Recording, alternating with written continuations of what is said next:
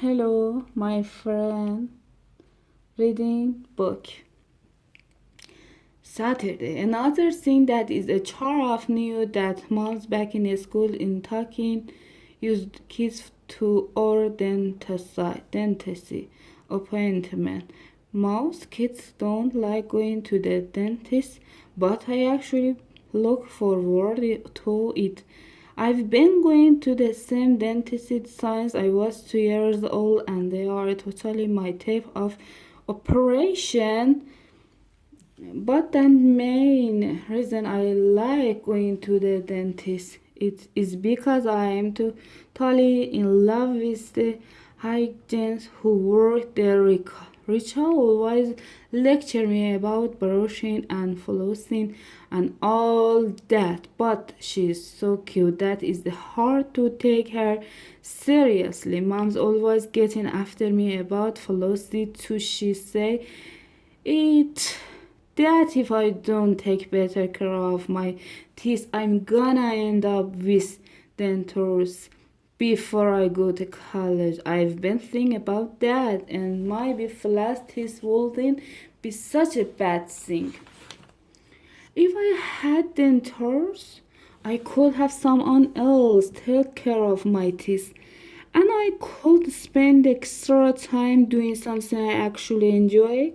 The only problem with being in love with your hygienist is that you only get to see her every 6 months when you get all your teeth cleaned, so I have to make the most of every visit. The last time I had an appointment, I looked at Rachel in the eye the whole time she cleaned my teeth, so she could see I was definitely interested. This morning, I actually went out and bought some colic to make an extra good expression on her. So when Dad told me to get in the car, I was ready. But I drove right past my density office and got on the highway. I told him that he had missed their train and that Tenderhouse dental care was back to other way. But that said, I'm too old to keep going to the kid dentist. So starting today, he was switching me over to his density Dr. Kagan. I got a chill up my spine when he said that name. I've seen the Dr. Billboards on the highway, and I get the impression he has a totally different approach than I tender hook. I tried to get that a change his mind, but he said he already did the paperwork to switch me over and there was no throwing back. I threw about make around for it, but that must have known what I was thinking because he looked his car door. Dr. Green office was even scarier than I pictured it. He didn't have any coloring books or toys or the kind of thing they have in the Tenderhook waiting room. Dr. Khan was waiting for me in his office, and all his sharp metal instruments and drill were right out in the open for me to see when I walked in. Oh my gosh. So I could tell his guys wasn't fooling around. After I sat down in the chair, Dr. Karin started grilling me about me eating and drinking habits. He actually got mad when I told him I drink soda. And he went in the side room and brought out a jar filled with brown liquid that had a rotten tooth in it.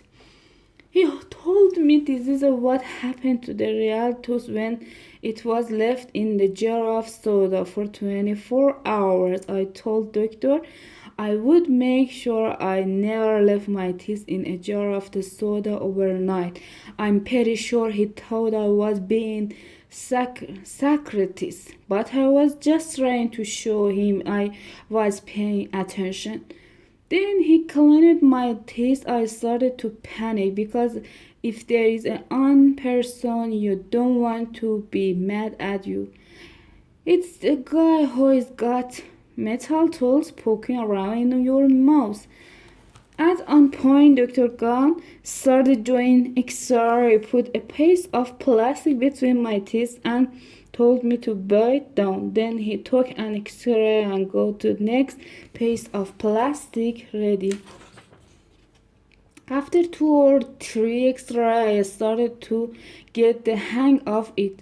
And so when doctor did my molars, I bit down on the plastic before he even told me to. At least I thought it was a plastic thrown out. It was actually Dr. Kang's finger.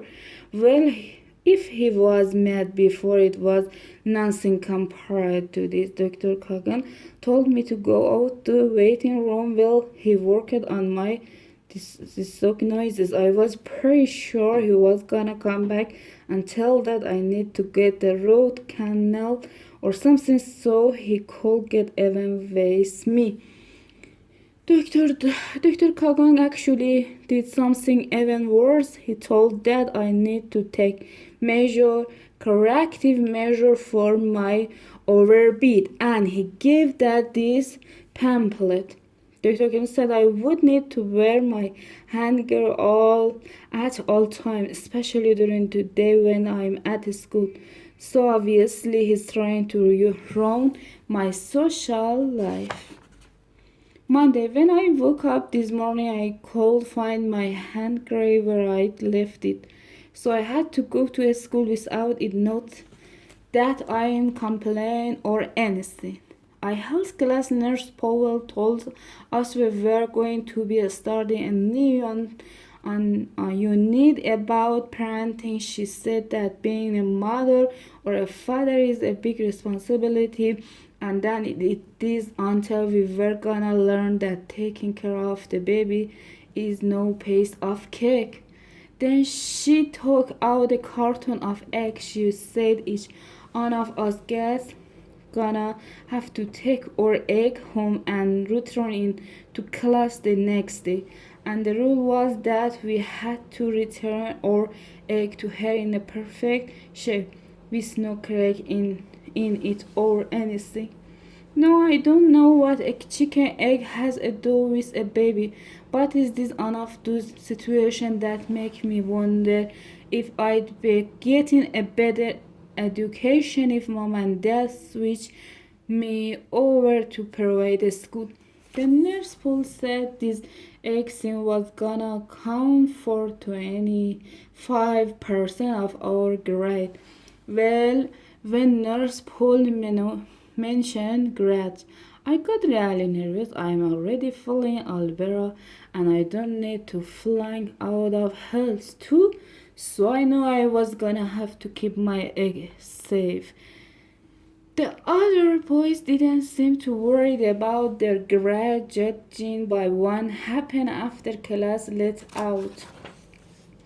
I heard it took the janitor all afternoon to scrub to yell off the locker.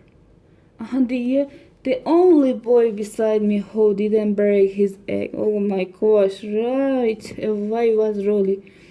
Oh, who tucked it into his shirt pocket? I don't have a shirt pocket or anywhere safe to put my egg, so I need to figure out something quick. I ended up getting a hanger made of toilet paper from the bathroom and stuffing it into my backpack of cashing. I had to take some of my books out so they won't crash the egg. So I guess that means I won't be doing my history homework tonight. I'm nervous around anyway because of an incident that happened last year. My family got invited to the shell house of another one of their kids' birthday parties.